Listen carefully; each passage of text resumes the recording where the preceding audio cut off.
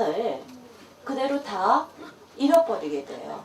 이렇게 되니까 김유정의 경우에는 이제 그 춘천에서 태어나긴 했지만은 서울에서 그 소학교 그리고 휘문고고를 나오고 연희전문은 한 2달 다니다가 그만뒀다고 그래요. 네, 마이크를 바꾸겠습니다. 그래서 김유정의 경우 어린 시절에 어떻든 조실부모하고 고등학교 1학년, 2학년 다닐 때 집안인이 그 몰락의 길을 걷게 됨으로 해서 상당히 고생스러운 삶을 살게 돼요. 그러나 이제 그 어린 시절 좀 잘 살 때 집 가까운 곳에 극장이 있어서 영화 구경을 많이 했는데 찰리 채플린이라든가 바스터 키튼 같은 사람이 나오는 그 무성 영화, 코미디 영화를 상당히 많이 보았었어요. 그리고 이제 중학교 2학년, 3학년 때 그 안국선이라고 하는 신소설 작가 안국선의 아들이 안회남인데 중학교 1학년 때 그 친구를 만나서 그때부터 이제 그 우정을 맺게 되고 그리고 고등학교 5학년 때 옛날에는 고등학교 5학년제였어요. 고등학교 5학년 때 운명적으로 한 여성을 만나고 깊이 짝사랑을 하게 되는데 바로 동편제의 명창인 박녹주를 만나게 돼요. 그래서 박녹주를 만나서 밤을 새워가면서 석 달여를 동안 회신 없는 그런 편지를 보내게 되고 그러나 박녹주의 경우에는 그때 당시 이미 레포트를 한 10여 장씩이나 낸 그런 유명한 사람이 고등학교 5학년짜리가 아무리 덤벼봤자 이루어질 수 없는 그와 같은 사랑이죠. 그러나 이제 김유정의 경우에는 가난과 그 다음에 짝사랑의 어떤 그 실패 이와 같은 것들이 오히려 문학의 하나의 원동력이 되어서 박녹주에게 글을 쓰고 한 것이 오히려 그 문학 수업이 되었다고 할까요? 그리고 이제 그 나이 한 25, 6살 되었을 때 결핵 진단을 받게 돼요. 근데 이때 당시에는 결핵이 오늘날의 에이즈와 같은 치료약이 없어요. 결핵 치료제인 스트랩토마이신이 1943년에 만들어지고 파스가 1946년에 만들어지거든요. 그래서 결핵 걸렸다 이렇게 되면 사람들이 모두 요즘 에이즈 환자들을 꺼리는 것처럼 1930년대는 그랬어요.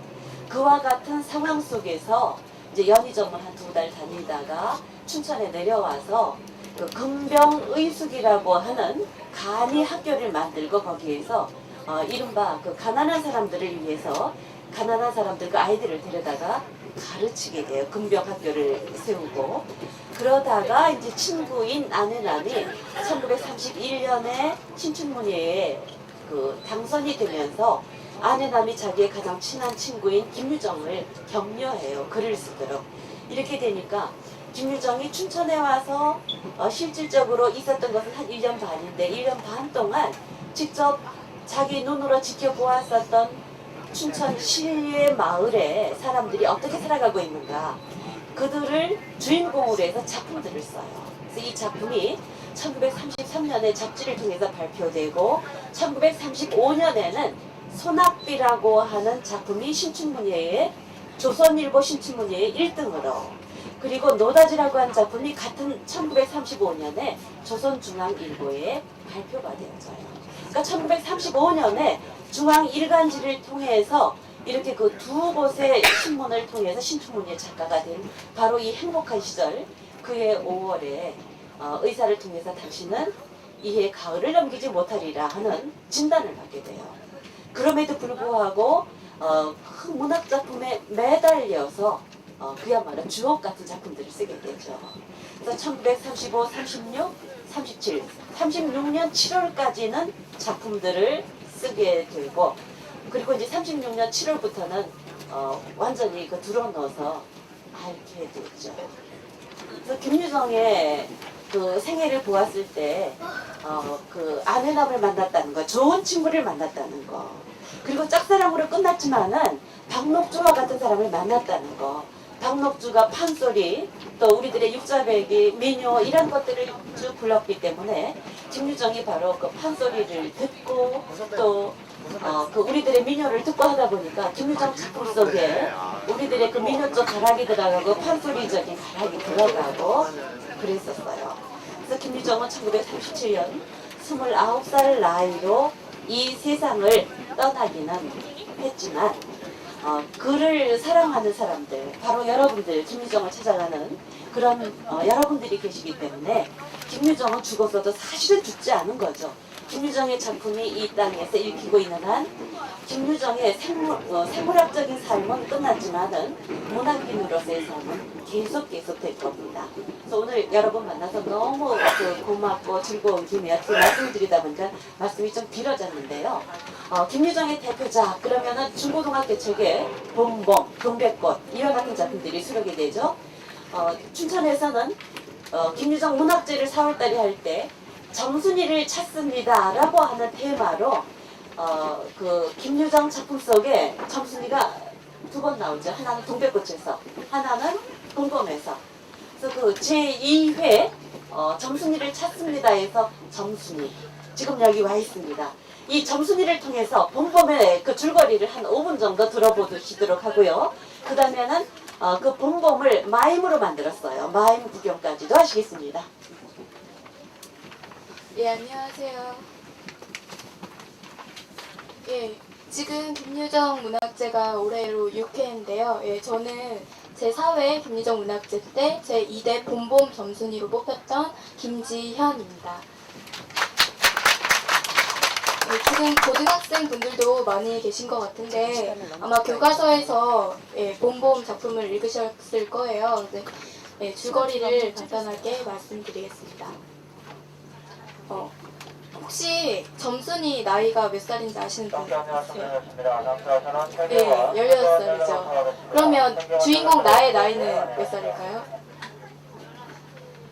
19? 22? 예, 26입니다. 그래서 점순이와 10살 차이가 난다라고 얘기가 나와요. 그래서 나는 이제 그 장인 집에 이제 봉필 영감이라고 하는 그 집에 대릴 사이로 오게 되죠. 그래서 그 전에 얘기를 보게 되면 그 셋째 그 집에 딸이 셋이 있는데 첫 딸은 그 대릴 사이를 14번을 바꿨대요. 그래서 처음에는 그러니까 일을 잘할 수 있는 사람이 필요하니까 일을 잘하는 사람을 뽑으려고, 그리고 또 사람들이 일을 하다가 힘들면 다시 그만두고 가겠다라고 하니까 가고, 그래서 14번을 바뀌었고, 그래서 14번 만에 결혼을 했고, 그래서 이번에 나는 그 점순이가 둘째 딸인데, 그래서 세 번째 대릴사예요. 그러니까 점순이의 세 번째 대릴사이가 되는 거죠. 그래서 와서 지금 3년 7개월 동안 일을 하고 있습니다. 그런 상황에서 이제 자기는 결혼을 하고 싶게 되겠죠. 그리고 점순이도 좀 마음이 있는 것 같아요. 그래서 이제 작품으로 들어가 보면 나하고 그 봉필 영감하고 논에서 일을 하고 있습니다.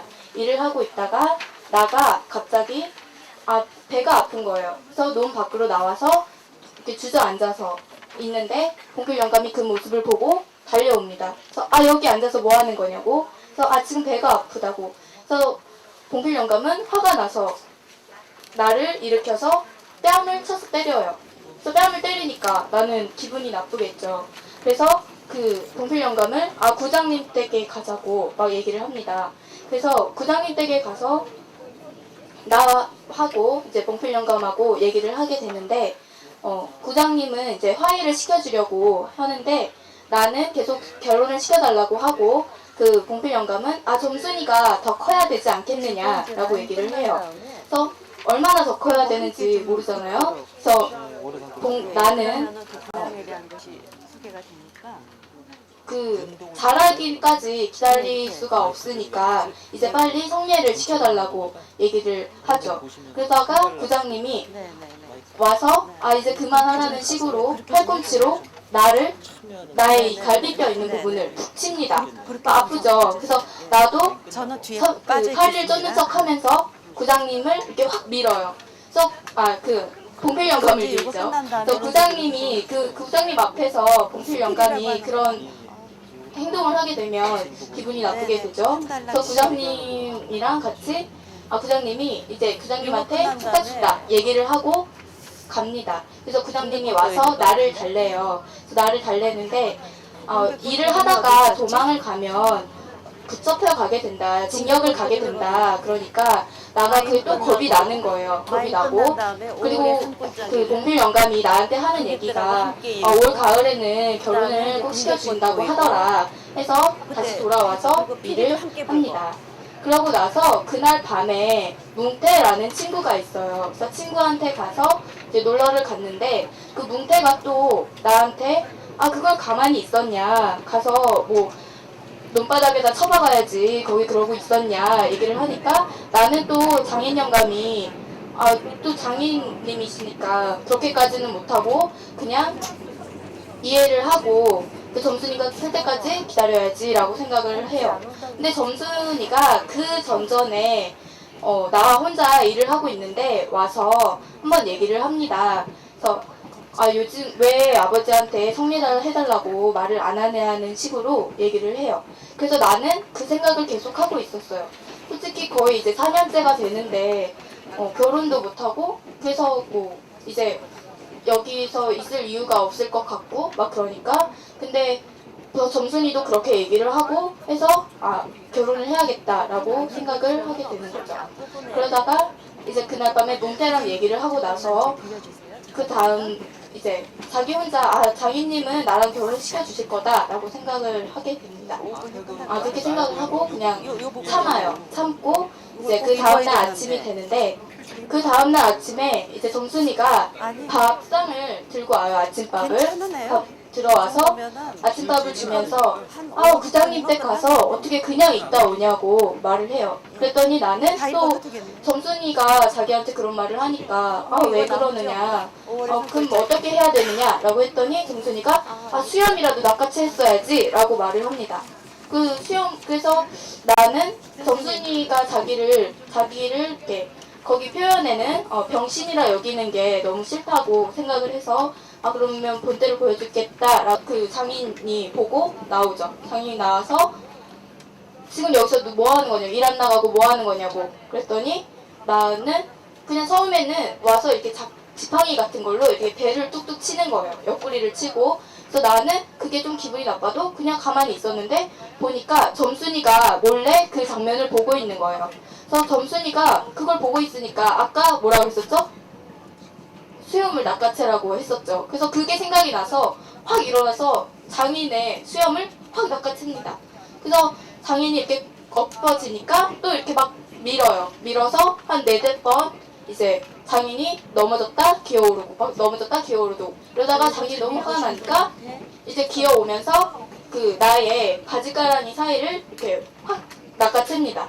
그래서 그러고서 이제 너무 아프니까 나가 소리를 막 지르요. 소리를 지르다가 다시 영감을 밀어내고 너무 분이 나니까 이제 뭐 여기서 나가도 되겠다라는 생각에 그 봉필 영감 똑같이 봉필 영감의 바지가랑이 사이를 이렇게 확 잡습니다. 그래서 봉필 영감이 화가 나죠. 화가 나고 아프고 이러니까 소리를 막 질러요. 그랬더니 그러다가 이제 그래서 점순이를 막 부릅니다. 그래서 점순이가 막 뛰쳐나와서 귀지를 이렇게 확 잡아당기죠. 그래서 잡아당기면서 지금 아버지 죽겠다고 지금 아버지한테 왜 그러냐고 얘기를 하면서 그렇게 되는데 또 나는 자기가 그렇게 시켜서 그렇게 했는데 오히려 화를 내니까 또 당황을 한 거예요. 그래서 멍하게 서 있습니다. 그러고 나서 이제 그 중간 부분에 나오는데 장인 영감이 결국에는 와서 올 가을에는 꼭 결혼을 시켜주겠다라고 얘기를 합니다. 그래서 그 다음에는 어떻게 될지 여러분들이 한번 상상해 보세요. 감사합니다. 네, 어느 봄날 혼인하고 싶은 욕구에 타오른 26살짜리 총각이 16살짜리 꼬맹이의 사주를 받아가지고 자기 아버지 그 장인 영감에게 혼례시켜달라고 하면서 나중에 장인과 사위 사이에 레슬링이 벌어지게 되는. 그래서 중학교생들의 경우에는 바지가랑이를 서로 잡아당기고 막 소리를 내고 바지가랑이 당긴데 왜 그래요? 그러더라고요. 여러분들은 아시죠? 바지가랑이를 잡아당긴다. 무엇을 잡아당기는 것인지를. 네. 그래서 지금 그 우리 점순이가 봄봄에 대한 줄거리를 얘기를 해 주었고요. 김유정은 소설만 잘 쓴 것이 아니라 수필을 또 참 잘 썼어요. 그래서 지금 여러분들에게 5월의 산골짜기라고 하는 이 유인물들을 쭉 내드렸습니다. 그래서 여러분들과 함께 이 작품을 읽도록 마이크가 가게 되면은 요 부분들을 한 단락씩 읽어주시고 제일 잘 읽으신 분께는 상품이 있습니다. 예, 마이크를 드리면은 한 6분 정도가 이거 윤독을 해주시게 되겠다. 나머지 분들은 이제 눈으로 따라 읽으시고, 제가 임의로 6분들한테 마이크를 드리겠습니다. 앞부분부터 적절히 제가 잘라 드릴 테니까, 정말 마임 하게 되는데 제가 순간적으로 실수. 그 마이크를 임의로 드릴 테니까 같이 읽으면서 아주 정말 아름다운 수필입니다. 읽을수록. 자, 첫째 분을 잘 읽으실 것 같아요. 제가 실수. 이거 첫 부분. 예. 5월에 첫 번째 끝났나? 시작. 이름 말해야지. 아, 그냥 읽으세요. 그냥. 자, 그럼 앞은 제가 선창을 하도록 하겠습니다. 나의 고향은 저 강원도 산골이다. 춘천읍에서 한 20리가량 산을 끼고 꼬불꼬불 돌아 들어가면 내닿는 조그마한 마을이다. 앞뒤 좌우에 굵직굵직한 산들이 빽 둘러섰고 그 속에 묻힌 아늑한 마을이다. 그 산에 묻힌 모양이 마치 온박한 떡시로 같다 하여 동명을 실내라 부른다. 집이라야 대개 쓰러질 듯한 헌초가요. 그나마도 한 50호밖에 못 되는 말하자면 아주 빈약한 촌락이다. 그러나 산천의 풍경으로 따지면 하나 흠잡을 데 없는 귀여운 전원이다. 산에는 기와 이초로 바닥을 틀었고 여기저기에 쫄쫄거리며 내솟는 약수도 맑고 그리고 우리의 머리 위에서 골골거리며 까치와 시비를 하는 노란 꾀꼬리도 좋다. 주위가 이렇게 시적인이 많지 그들의 생활도 어디인가 시적이다. 그리고 산골에는 잔디도 좋다. 산비 아래 포곤이 깔린 잔디는 제물로 침대가 된다. 그 위에 바둑이와 같이 벌렁 자빠져서 묵상하는 잠이도 좋다. 여길 보아도 저길 보아도 우뚝우뚝 섰는 모조리 푸른 산임에 잡음 하나 들리지 않는다. 예, 감사합니다. 이런 산 속에 누워 생각하면 비로소 자연의 아름다움을 고요히 느끼게 된다. 머리 위로 날아드는 새들도 갖가지다. 어떤 놈은 밤나무 가지에 앉아서 한 다리를 반짝 들고는 기름한 공지를 휘휘 두르며 삐쭉 삐쭉 이렇게 노래를 부른다.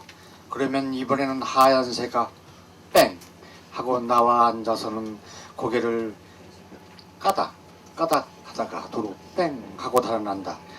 혹은 나무 줄기를 쪼며 돌아다니는 딱따구리도 있고 그러나 때를 지어 푸른 가지에서 유의를 하며 지저귀는 꾀꼬리도 몹시 귀엽다. 예, 감사합니다. 산골에는 초목의 내음새까지도 특수하다. 더욱이 새로 튼 잎이 한창 퍼들어질 임시에는 바람에 풍기는 그 향취는 일절로 형용하기 어렵다. 말하자면 개운한 그리고 졸음을 청하는 듯한 그런 나른한 향기다. 일종의 선전적 매력을 느끼게 하는 짙은 향기다. 뻐꾸기도 이 내음새에는 민감해. 이때 울기 시작한다. 하나만의 뻐꾸기의 울음을 처음 들을 정만큼 반가운 일은 없다. 우울한 그리고 구슬픈 그 울음을 울어내면 가뜩이나 한적한 마을이 더욱 늘어지게 보인다. 가 없다 한다.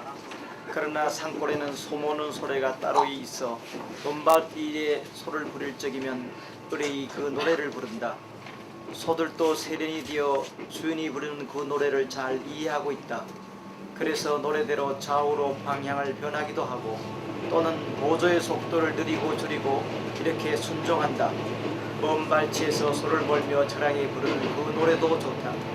이것이 모두 산골이 홀로 가질 수 있는 성스러운 음악이다.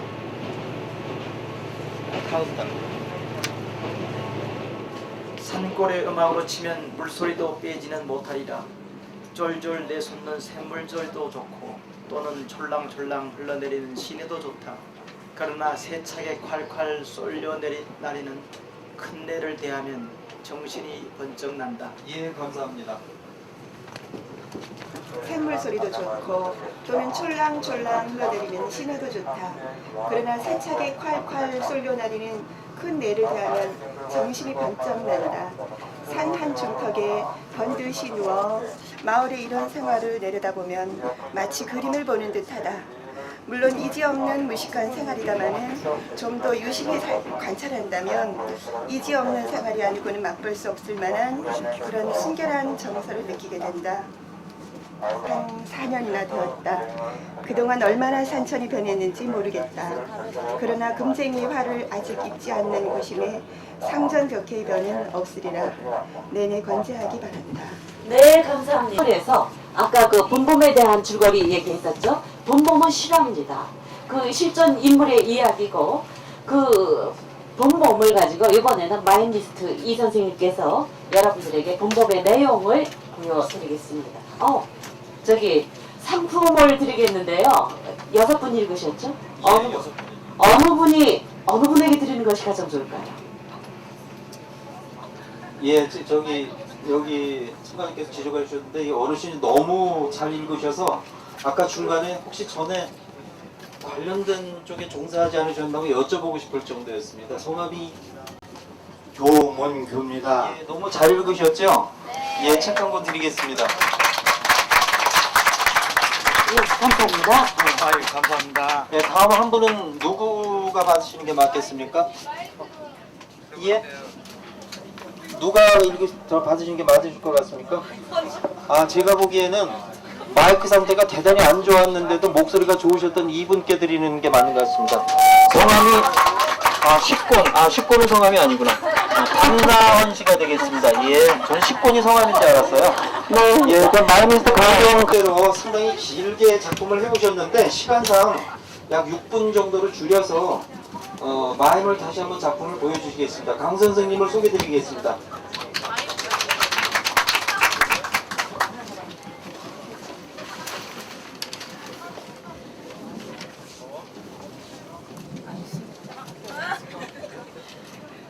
마임리스트가 먼저 하셔야 되는 걸 5월에 산골짜기로 들어가서